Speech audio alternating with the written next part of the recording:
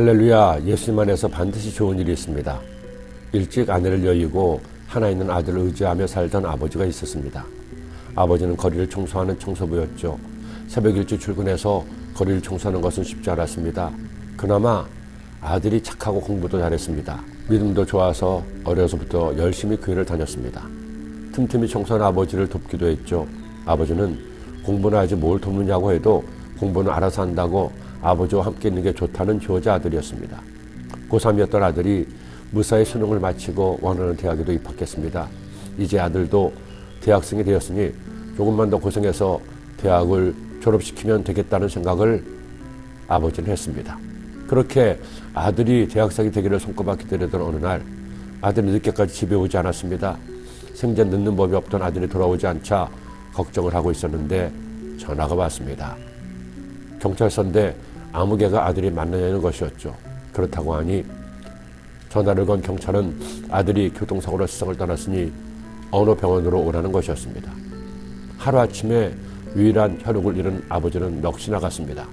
친척들과 교회 식구들의 도움으로 아들 장례를 겨우 마쳤습니다. 그러나 아버지는 아무것도 할 수 없었습니다. 아들이 죽었다는 소식을 들은 그날부터 먹지도 자지도 아무 일도 하지 못한 채 장례를 마치고 방에서 나오지도 않았습니다. 그 소식을 들은 목사님은 어찌할 바를 몰랐죠. 산송장이 된 아버지를 모시고 장례비를 드리고 모든 절차를 마쳤지만 아버지를 그대로 두면 이번에는 아버지 장례를 치러야 할 판이었습니다.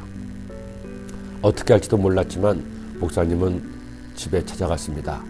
마당에 들어가 아버지 이름을 불러도 대답이 없었습니다. 혹시나 하고 방에 들어가 보니 이미 어두워졌는데도 불도 켜지 않은 채 아버지는 멍하니 넋을 잃고 캄캄한 어둠만 바라보고 있었습니다. 목사님이 그 아버지를 보니 기가 막혔습니다. 이제껏 아내를 보내는 아들 하나 믿고 살았는데 그렇게 아들을 사랑하고 의지했는데 그 아들을 잃은 아버지를 보니 목사님도 기가 막혔습니다. 그 순간 목사님이 울기 시작했습니다. 울음을 참으려 했지만 더는 참을 수 없었습니다. 목사님이 통곡하며 목 놓아 울었습니다. 그러자 허공만 바라보는 아버지가 놀랐습니다. 놀란 아버지가 목사님에게 목사님 왜 울어요? 울지 마셔야 하는데 목사님이 아버지를 붙들고 통곡하기 시작했습니다. 그러자 아버지도 울기 시작했습니다. 장례 내내 눈물 한 방울 흘리지 않고 넋놓고 지내던 아버지 입에서 울음이 터졌습니다. 목사님과 아버지는 그렇게 한참을 붙들고 울었습니다. 목사님은 그렇게 울고 나서 집에 돌아갔습니다. 아무 말도 못한 채 기도도 못한 채.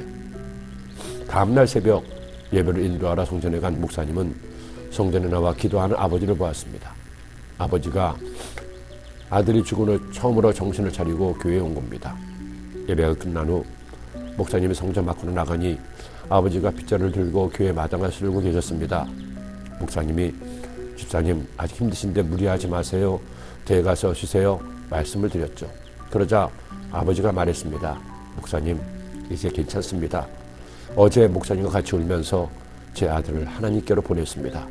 목사님과 울고 난 후 목사님은 가셨지만 하나님께서 제 마음에 깨달음을 주셨습니다. 하나님이 제 아들을 너무 사랑하셔서 보고 싶어 먼저 부르셨다고요. 그러니 아들 목까지 더 잘 살라고요. 목사님 함께 아파해 주셔서 감사합니다. 더 잘 살겠습니다. 아들 목까지 더해서 행복하게 주님을 잘 믿으며 살겠습니다.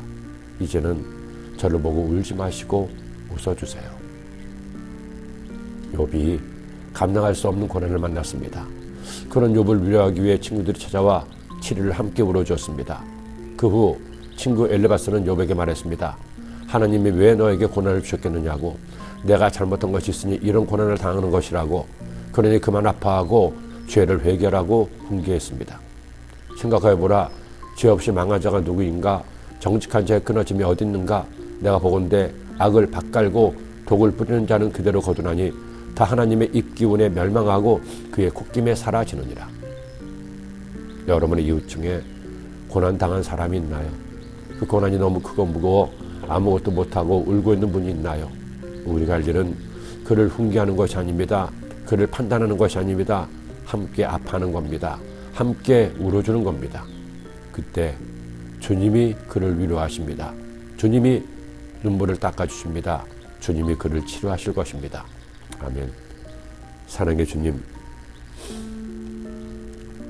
우리가 세상 살아갈 동안에 권찮은 고난을 만날 때 사람 바라보지 말고 주님 바라보게 하시고 주님의 위로와 치료의 손길을 소망하는 저희가 되게 하시고, 내 주변에 고난당하는 이웃이 있을 때 그와 함께 아파하며 울 수 있는 사랑의 사람들 되게 하여 주옵소서.